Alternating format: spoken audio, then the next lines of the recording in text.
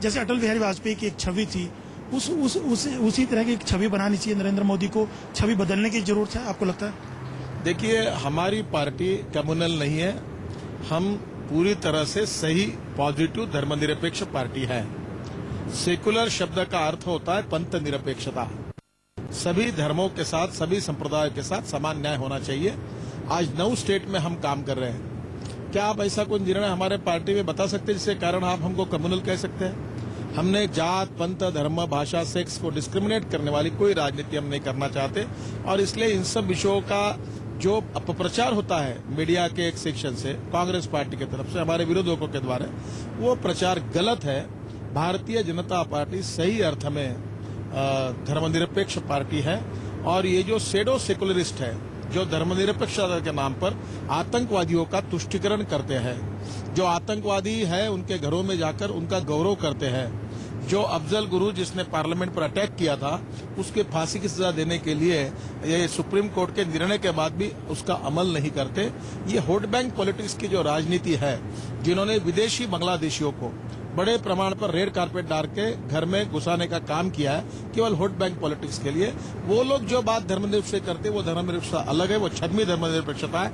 हमारी सही धर्मनिरपेक्षता, और हमारा कोई भी नेता ऐसा नहीं है, हम सभी धर्मों का सम्मान करके हम राजनीति करते हैं।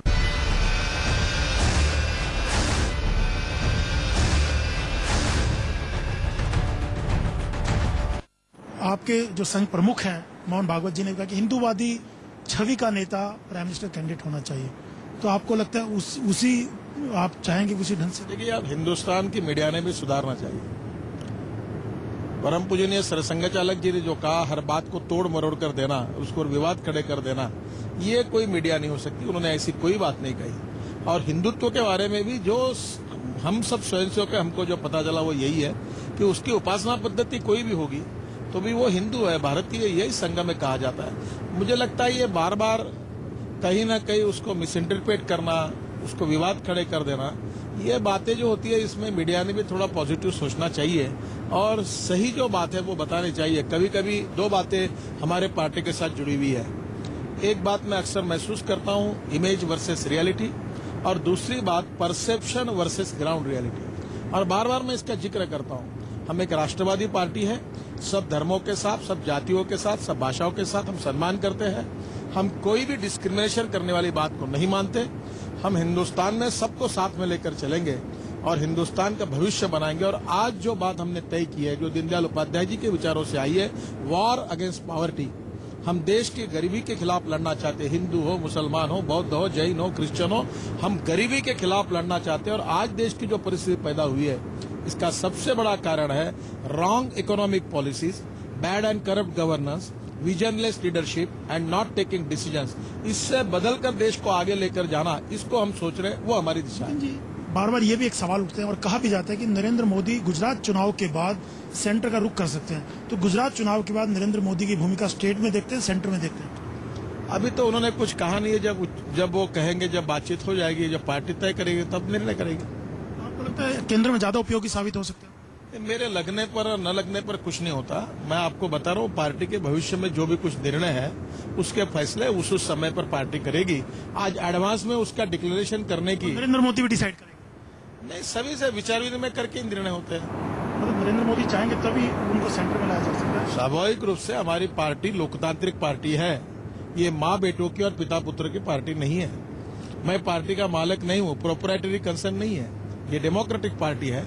सबसे विचार करके पार्टी की हाईएस्ट बॉडी है, पार्लियामेंट्री बोर्ड है, कोर कमेटी है, उन सब जिनके संबंध में उनसे विचार विनिमय करके सबको साथ लेकर पार्टी के निर्णय होते हैं। उसी समय उचित समय निर्णय होगा। झुकना पड़ा, ये सवाल उठा था कि आपको नरेंद्र मोदी को जिन निर्णयों पे आपत्ति थी, नितिन जी, आप पार्टी प्रेसिडेंट थे, आपको निर्णयों को वापस लेना पड़ा। संजय जोशी का प्रकरण देखिए, उनको बलि का बकरा बनाया गया, उनको हटाना पड़ा पार्टी से नरेंद्र मोदी के चलते। ये तो आप स्वीकार करेंगे?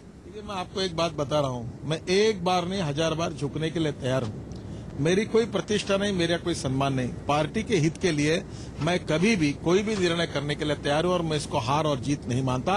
पार्टी का हित देखना, पार्टी के हित के लिए काम करना, ये पार्टी के कर्मठ कार्यकर्ता करके मेरा कर्तव्य है। और मैं आपको एक बात बता देना चाहता हूं, अध्यक्ष एक्स अध्यक्ष बन सकता है, एमएलए एक्स एमएलए बन सकता है, एमपी एक्स एमपी बन सकता है, पर कार्यकर्ता कभी एक्स कार्यकर्ता नहीं बनता। इस विचारों के लिए, इस संगठन के लिए काम करने वाला मैं कार्यकर्ता हूं। मैं हार जीत की बात कभी सोचता नहीं। और आप जिसको हार समझ रहे हैं, अगर ऐसी हार मुझे 1000 बार भी स्वीकारनी पड़ी और उसमें अगर पार्टी का हित होगा तो मैं जरूर वो करूंगा। उसमें मुझे कोई संकोच नहीं। बाहर जाना पार्टी के हित में था, आपका कहना यह है? देखिए, मुझे लगता है ये प्रश्न अब समाप्त हो गया है और अप्रस्तुत है। लोगों का कभी ये चीजें क्लियर नहीं है कि ये कहा गया कि नरेंद्र मोदी पार्टी से बड़े हो गए हैं, उनकी जीत के सामने झुकना पड़ा है। बोलना और क्या लिखना और क्या दिखाना ये आपका अधिकार है। मैं इतना ही बताऊंगा कि मैं पार्टी में जो कुछ सवाल थे उसको सुलझाकर अब पार्टी पूरी तरह से इसमें काम पे लगी हुई है।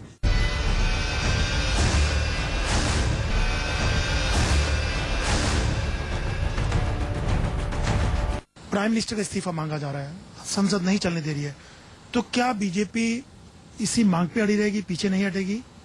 देखिए, पहली बात यह है कि प्रधानमंत्री का जो इस्तीफा हम मांग रहे हैं वो जस्टिफाई है या नहीं है। ये संविधान में जो सीएजी है, ऐसी संस्था के प्रमुख ने अपने रिपोर्ट में कहा है कि ये इतना लाखों करोड़ का घोटाला हुआ है।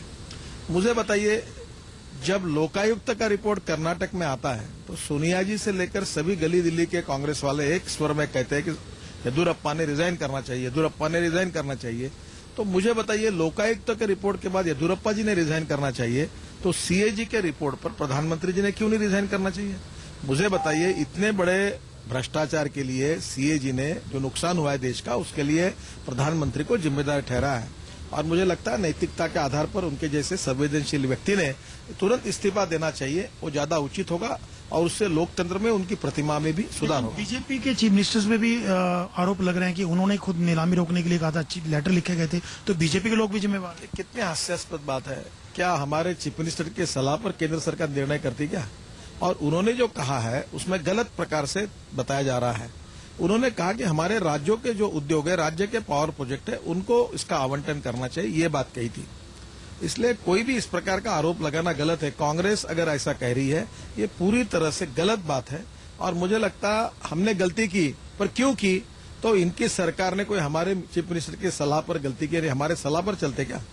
ये पूरी तरह से गलत बात है। और मुझे लगता है जो नीति है आवंटन की, ये पूरी नीति केंद्र सरकार तय करता है और राज्य सरकार के पास वो राज्य सरकार अपनी भूमिका रखता है। उसमें एक ही पत्र में 10 बातें उन्होंने कही होगी, तो वो बातें सरकार ने स्वीकार की है क्या? प्राइम मिनिस्टर इस्तीफा दे रही है, पूरी सरकार डिफेंड कर रही है, कांग्रेस डिफेंड कर रही है, तो आगे क्या होगा? क्या बीजेपी, बीच में खबर आई थी कि इस्तीफे दे सकते हैं सांसद, समितियां जो बनी है पार्लियामेंट की उनसे अपने आप को विड्रॉ कर सकते हैं, तो बीजेपी कहां तक जाएगी?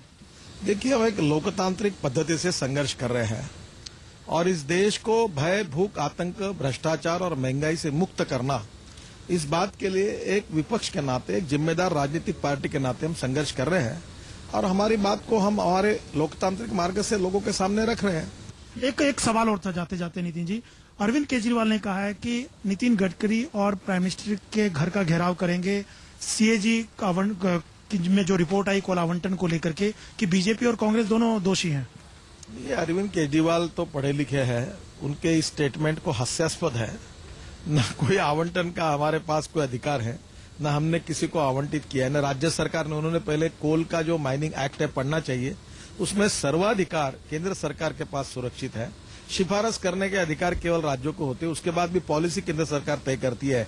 और अरविंद केजरीवाल जैसे सुशिक्षित व्यक्ति ने ऐसे गैर जिम्मेदार बयान करना, इसी के कारण उन्हें अन्ना के आंदोलन की फजीती कर दी और आंदोलन को समाप्त कर दिया। मुझे लगता है उनको अब लोगों ने सीरियसली नहीं लेना चाहिए। हमसे बात करें, ये थे नितिन गडकरी साहब, जिनका साफ तौर से कहना है कि कोल आवंटन मामले में बीजेपी इसको अंजाम तक लेके जाएगी और प्राइम मिनिस्टर के इस्तीफे से कम मानने वाली नहीं है। कैमरामैन अंकुर के साथ अशोक सिंघल, नागपुर, आज तक।